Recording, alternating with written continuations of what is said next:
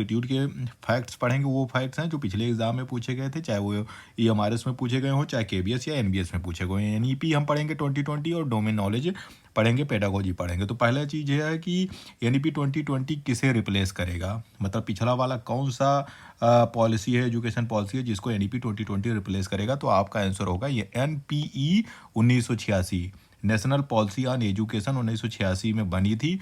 अब उसको कौन सा रिप्लेस करेगा, एनईपी 2020 रिप्लेस करेगा। 1986 वाले में 1991 में एक संशोधन भी हुआ था। संशोधन हुआ था मतलब उसमें कोई नया कानून नहीं था, वही कानून था, उसमें थोड़ा था मॉडिफाई कर दिया गया था, थोड़ा था अमेंडमेंट कर दिया गया था। तो यानी एनपीई इसको कहते थे, नेशनल पॉलिसी ऑन एजुकेशन 1986 की जगह अब क्या लागू हो गया है, एनईपी 2020। अब एनईपी 2020 को कब अप्रूवल मिला था, कब ये अप्रूव्ड हुआ था, तो ये डेट आप याद रखिएगा कि 29 जुलाई 2020 में ही, 20 का है तो 20 में मिल गया था, लेकिन किस महीने मिला था, जुलाई में मिला था, 29 तारीख को मिला था। अब हम बात करते हैं कि जो एनईपी 2020 की जो ड्राफ्टिंग कमेटी थी, जैसे संविधान के लिए ड्राफ्टिंग कमेटी बनी थी, वैसे एनईपी के लिए भी एक ड्राफ्टिंग कमेटी बनी थी कि वो पूरा ड्राफ्ट जो है किसने तैयार किया था और किसकी अध्यक्षता में तैयार किया था। तो एनईपी 2020 की जो ड्राफ्टिंग कमेटी थी उसके अध्यक्ष थे के कस्तूरी रंजन एनईपी 2020 की ड्राफ्टिंग कमेटी के चेयरमैन थे, अध्यक्ष थे। अब हम बात कर लेते हैं अगले चीज़ों पे। न्यू स्कूल स्ट्रक्चर जो अब आ चुका है, पहले क्या होता था 10+2+3 का जो पैटर्न था वो चेंज हो चुका है। हमने पहले ही आपसे बात कर ली कि अब हो गया है 5+3+3+4। आपके पिन कोड का नंबर यही होना चाहिए, आपके फ़ोन का नंबर यही होना चाहिए, मतलब फ़ोन का पासवर्ड कितना होना चाहिए आपका, आज ही से डाल दो 5334, कभी नहीं बोलोगे कि क्या एग्ज़ाम पैटर्न होना चाहिए, ठीक है। तो जो नया स्कूल स्ट्रक्चर आया है एनईपी 2020 में, वो आया 5+3+3+4 का।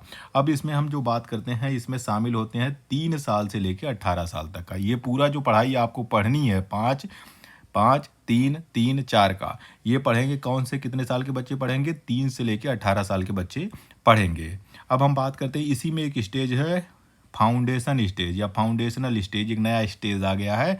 इसमें जो शामिल किया गया बच्चों को, 3 से लेके 8 साल के बच्चे फाउंडेशनल स्टेज में आते हैं। ये जो 5 साल की पढ़ाई है, 3 से लेके 8 तक साल के बच्चे पढ़ेंगे, ये 5 साल की जो पढ़ाई होगी इसी को हम कहते हैं फाउंडेशनल स्टेज। और फाउंडेशनल स्टेज में पहला हो गया बाल वाटिका, मतलब पहले जो नर्सरी वर्सरी चलती थी उसी को हो गया बाल वाटिका, और प्लस क्लास 2 तक, क्लास 1 और क्लास 2। तो ये फाउंडेशनल स्टेज आता है। फाउंडेशनल स्टेज ये 5 साल की पढ़ाई होती है और इसमें 3 से लेके 8 साल के बच्चों का एडमिशन होता है। अब हम बात करते हैं कि 100% जीईआर को कहते हैं ग्रॉस एनरोलमेंट रेशियो, या फिर हिंदी में कहते हैं सकल नामांकन अनुपात है। 100% करना है, 100% करना है, किसमें, स्कूल एजुकेशन में। स्कूलों में सारे बच्चे, जितने भी देश में बच्चे हैं, उन सब का नामांकन हो जाए, उसका जो रेशियो है जीईआर 100% रखने का लक्ष्य रखा गया है एनईपी 2020 में। तो आपको ये ईयर याद रखना पड़ेगा, ये पिछली बार भी ये क्वेश्चन पूछा था। तो एनईपी के 2020 के तहत 100% जीईआर इन स्कूल एजुकेशन याद रखिएगा। हायर एजुकेशन का अलग लक्ष्य रखा गया है, हायर का अलग है, स्कूल एजुकेशन का अलग है। तो स्कूल एजुकेशन में 2030 तक का टारगेट दिया गया है। 2030 तक में हमें एनईपी 2020 के तहत 100% जीईआर प्राप्त करना है, ये सरकार का लक्ष्य है। अब हम बात करते हैं कि हमने कहा था कि दोनों को आपको अलग अलग करना है। इसी में हो गया कि भाई आपको 50% जीईआर प्राप्त करना है, 50% जीआर प्राप्त करना है, किसमें, हायर एजुकेशन में। हायर एजुकेशन में सकल नामांकन अनुपात जो होता है वो 50% का लक्ष्य रखा गया है। कब तक के लिए, 2035 तक के लिए, 5 साल ज़्यादा है, 2035 तक के लिए लक्ष्य रखा गया 50% का। फिर मदर टंग की पढ़ाई जो होता है, मातृभाषा में पढ़ाई किस क्लास तक पढ़ाया जाना अनिवार्य कर दिया गया है, तो क्लास 5 तक, कक्षा 5 तक बच्चों की जो पढ़ाई होगी वो मातृभाषा में होगी, जो उनका मदर टंग होगा उसमें होगी। चाहे बच्चा बंगाली पढ़ता है तो 5 साल तक ये है कि आप अपनी मातृभाषा में, जो भी बच्चे की मातृभाषा है उसमें पढ़ाया जाएगा, क्लास 5 तक है। अब बात करते हैं कि यूनिवर्सल एफएलएन का फुल फॉर्म भी हम देखेंगे। तो यूनिवर्सल एफएलएन का जो है लक्ष्य रखा गया है कब तक, यूनिवर्सल एफएलएन का लक्ष्य रखा गया है कब तक, 2025 तक। तो पहला जो अपना टारगेट है वो तो अब 2025 चल ही रहा है, पता नहीं पूरा हुआ कि नहीं हुआ। अब ये 2025 से पूरा कंप्लीट हो जाएगा, तब पता चलेगा कि यूनिवर्सल एफएलएन हुआ कि नहीं हुआ। एफएलएन का पूरा मतलब होता है, एफ का मतलब होता है फंडामेंटल, फंडामेंटल, एल का मतलब होता है लिटरेसी और एन का मतलब होता है न्यूमरेसी। ठीक है, FLN का फुल फॉर्म क्या होता है? Fundamental literacy and numeracy. इसका जो टारगेट रखा गया यूनिवर्सल का, ये रखा गया है 2025, यही साल बचा हुआ है इस टारगेट को प्राप्त करने का। अब हम इसको एक बार फिर से पढ़ लेते हैं, NEP में जो टाइम लाइन है उसको पढ़ लेते हैं। NEP अप्रूव हुआ कब हुआ? 29 जुलाई 2020 में। NEP में रखा गया यूनिवर्सल FLN का लक्ष्य कब रखा गया? Universal fundamental literacy and numeracy का लक्ष्य कब रखा गया? सबसे पहला लक्ष्य यही साल है 2025 का है। फिर क्या हुआ? 2030 में एक लक्ष्य रखा गया है कि 2030 तक हमें 100% GER प्राप्त करना है स्कूल एजुकेशन में। फिर अगला जो इसी में एक टारगेट है 2035 का एक टारगेट है, वो है कि हमें 50% GER का लक्ष्य प्राप्त करना है हायर एजुकेशन में। तो आपको याद रखना है कि 5-5 साल के अंतर पे बना हुआ है। 2020 में NEP आया, 25 में हमने एक लक्ष्य रखा यूनिवर्सल FLN का, 2030 में हमने 5 साल के अंतराल पे रखा 100% GER का, और फिर हमने जो होता 2035 का साल चुना 50% GER इन हायर एजुकेशन। तो 5-5 साल के अंतर पे हमने ये टारगेट फिक्स कर रखे हैं, ये उद्देश्य हमने लगा रखे हैं, सरकार ने लगा रखा है। अब हम बात करते हैं निपुण भारत मिशन।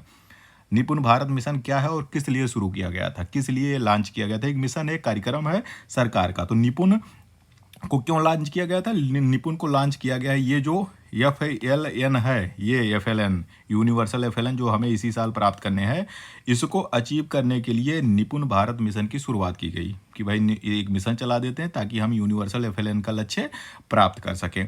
अब निपुण का फुल फॉर्म क्या होता है ये भी आपसे पूछ सकते हैं। एन का मतलब होता है नेशनल, एन का मतलब होता है नेशनल, आई का मतलब होता है initiative for प्रोफियंसी in reading with understanding and numeracy. तो निपुण का फुल फॉर्म आप लोग रट लीजिए, याद कर लीजिए। एन से हो गया ये पूरा फुल फॉर्म हो गया national initiative for प्रोफियंसी in reading with understanding and numeracy. ये निपुण का फुल फॉर्म है जो कि FLN अचीव करने के लिए बनाया गया है, इस मिशन की शुरुआत की गई है। अब हम बात करते हैं कि वोकेशनल एजुकेशन कब से शुरू होगा, मतलब किस क्लास से वोकेशनल एजुकेशन व्यावसायिक शिक्षा कब से शुरू की जाएगी, कब से बच्चों को सिखाया जाएगा? तो क्लास 6 से ही, जैसे ही बच्चे जो होता है क्लास 6 में जाएंगे तो क्लास 6 से ही वोकेशनल जो है एजुकेशन बच्चों की शुरू हो जाएगी, उनके सिलेबस में आ जाएगा। एक शब्द है NEP में मेरूज, मेरूज एक शब्द है NEP में मेरूज। मेरूज का फुल फॉर्म है मल्टी डिसिप्लिनरी, एम का मतलब हो गया मल्टी डिसिप्लिनरी, ई का मतलब हो गया एजुकेशन, एंड आर का मतलब हो गया रिसर्च, यू का मतलब हो गया यूनिवर्सिटी, और एस का मतलब यूनिवर्सिटीज। तो multi disciplinary education and research universities बनाई जाएंगी NEP के तहत। और मतलब क्या है, एक तरह से मॉडल बहुविषयक विश्वविद्यालय की स्थापना की जाएगी NEP 2020 के तहत। मतलब हायर एजुकेशन पे रिसर्च को बढ़ावा देने के मल्टी डिसिप्लिनरी होगा, बहुत सारे विषय एक साथ जो होता है उन पे मिलके एक साथ रिसर्च किया जाएगा। ऐसी यूनिवर्सिटी की कल्पना, ऐसी यूनिवर्सिटी की स्थापना की बात जो है NEP में की गई है, जिसको हम शॉर्ट में कहते हैं मेरूज की स्थापना की जाएगी। अब हम बात करते हैं कि राष्ट्रीय मूल्यांकन केंद्र। भाई मूल्यांकन भी होगा, बच्चों का भी होगा, टीचर का भी होगा। तो NEP में क्या किया गया, एक राष्ट्रीय मूल्यांकन केंद्र बनाया गया जिसको कहते हैं परख। परख मतलब परखना, तो ठीक है, परख मतलब परखना यानी मूल्यांकन करना। परख, परख का फुल फॉर्म है performance, performance assessment review and analysis of knowledge for holistic development.